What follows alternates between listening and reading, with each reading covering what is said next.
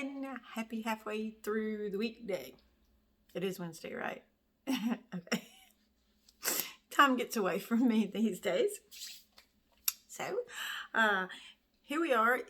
I hear the birds chirping outside, so I'm hoping for a much prettier today than we had yesterday, which was full of rain and slosh and mud and dogs jumping on things with little wet paws.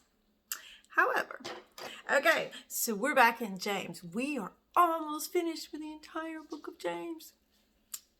I'm excited and kind of sad at the same time. I really enjoy studying this. It's so in-depth and it makes my brain overload sometimes. But we are in James 4. Yesterday, I kind of misled you when I said we were going to do the rest of James, and I apologize for that because as I was going through it, I realized that there was a little stopping point. Okay, so we talked about causes of conflict. We talked about resolution for conflict. And then James likes to keep you interested, so he likes to mix it up. And here he goes, and he changes the mood again from all the peaceful resolutions, and now he gives us warnings. He makes 3 points. This is going to be in James 4, verses 11 through 17. He's going to make 3 points in this short little passage. 1, he's warning us against judging others, and we're going to delve into that a little bit. 2, he's warning us about self-confidence. And you might ask, how can that be a bad thing? But I'm going to explain that. And 3, he's warning us about 2 different types of sin that you may not have thought about. So, let's quickly read this passage. Don't speak evil against each other, dear brothers and sisters. If you criticize and judge each other, then you are criticizing and judging God's law. But your job is to obey the law, not to judge whether it applies to you. God alone, who gave the law, is the judge. He alone has the power to save or destroy. So what right do you have to judge your neighbor? So I'm going to stop and we're just going to go ahead and talk about that little part right there. Okay, so he's telling us don't speak evil against one another. And what you may not realize is, yes, of course, you're talking bad about somebody. You can see why that's a sin. But one thing you may not realize in the way James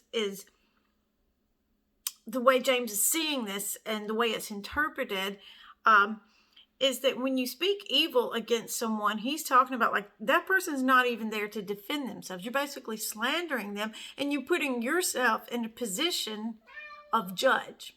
When you talk evil about somebody, that's you saying, hey, I'm judging you. And what are we taught? We taught that God is the only judge.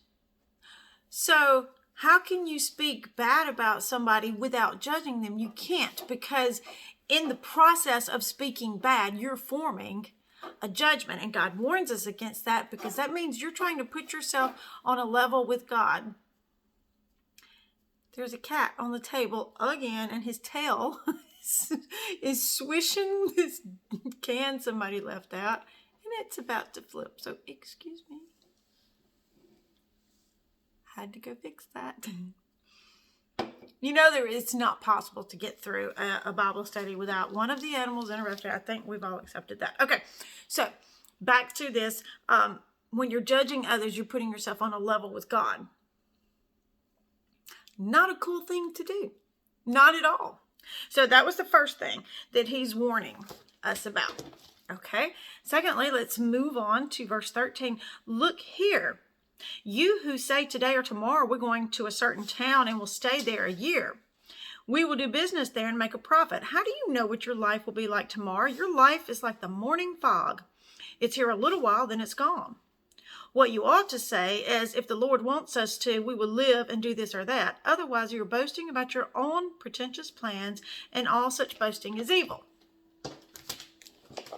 So, even when you first read this, you think, well, I mean, we have to make plans. I mean, the way the world works, you have to plan things out. There are a lot of people out there who are planners and cannot exist without planning something out. And that's not what he's talking about right here. What he's talking about, and he compares your life to like a fog, like a morning fog. You never know from minute to minute when that fog's going to lift, or some days the fog is thicker than others. You can't see. You can't see what's about to happen, what's right in front of you. And when he says that boasting is evil, the translation of boasting goes to, it really sounds like a cool word, so I'm going to go ahead and give it to you. It's translated, it means braggadocio. Now, you might think that is a made-up word because it sounds like something your kids would make up, but it is not. It is a real word. It's a term that was originally used to, excuse me, describe what they called wandering quacks.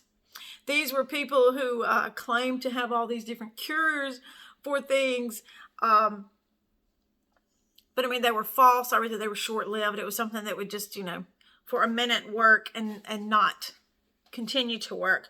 So, they were what they call false cures. And so the term they used to describe these people was braggadocio.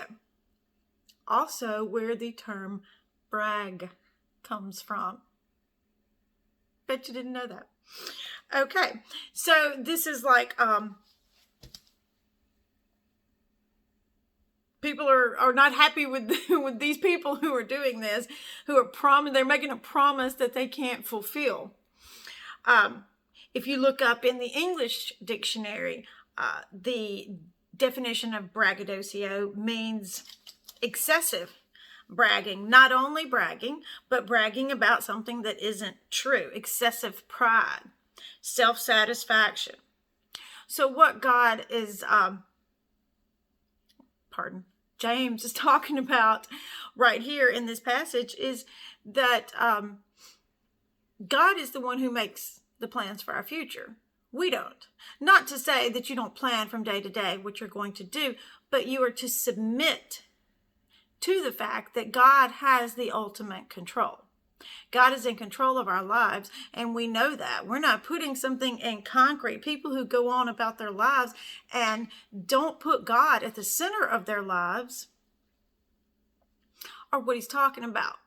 So, don't get scared and think that he's saying, hey, you can't plan where you're going to eat lunch tomorrow, because that's not what he means. And this passage did confuse me a little bit at first, and I did have to study up on it and try to figure this out. But he's saying that that's a sin only because when you do this, when you say, oh, I am for sure going to do this, I am for sure going to do that, you are not allowing for the fact that God has control, and he can change your plans just like that. And sometimes he does that just to remind you. So, the third thing is the very last part of chapter 4, and this is verse 17. It's a short little verse, but it packs a punch, as James is well known to do. Remember, it is sin to know what you ought to do and then not do it. That's a really simple little verse, but there's so much in there. It talks about the fact that there are two different types of sin, and you may not think of it like this. There is the sin of commission, and we all know what that is. That's when you openly commit a sin. And then there is also the sin of omission. And omission is what he's talking about. When you know something is right, you know it's what you're supposed to do, and you don't do it.